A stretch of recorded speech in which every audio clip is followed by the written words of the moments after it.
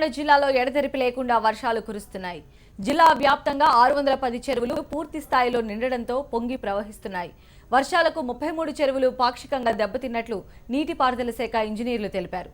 దీనికి సంబంధించి తాజా పరిస్థితి మా ప్రతినిధి నల్గొండ నుంచి అశోక్ అందిస్తారు.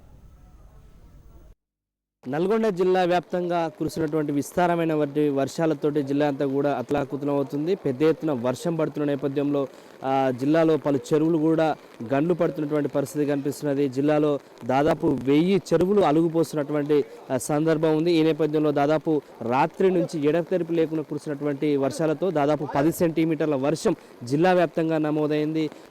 బంగాళాఖాతం ఉన్నటువంటి అల్పపీడన ప్రభావం కురిసినటువంటి వర్షాలతోటి మొత్తం జిల్లాలో ఎక్కడ చూసినా వరద నీరు పారుతున్నటువంటి సందర్భం కనిపిస్తున్నది. వాగులు వంకలన్నీ కూడా పొంగి పొర్లుతున్నాయి. ప్రధానంగా ఉపనదులుగా ఉన్నటువంటి ఆలేరు కావచ్చు, బిక్కేరు కావచ్చు, మూసీ నది, అలాగే ఏదైతే పాలేరు వాగు, హాలియా వాగు ఇవన్నీ కూడా పొంగి పొర్లుతున్నటువంటి సందర్భం కనిపిస్తున్నది. బీబీనగర్, పోచంపల్లి మండలాల్లో పొలాలన్నీ కూడా నీట మునిగాయి. ప్రధానంగా హైదరాబాద్ నుంచి వచ్చేటువంటి వర్షపు నీరుతోటి మూసీ నది పొంగి పొర్లుతున్నటువంటి సందర్భం కనిపిస్తున్నది.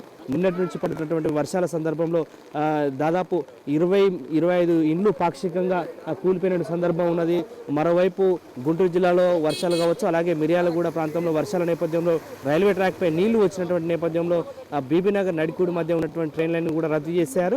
మొత్తంగా చూసినట్లయితే జిల్లా వ్యాప్తంగా ప్రధానంగా నార్కపల్లి అద్దంకి రహదారిపై కూడా వాహనాల రాకపోకలకు అంతరాయం ఏర్పడింది.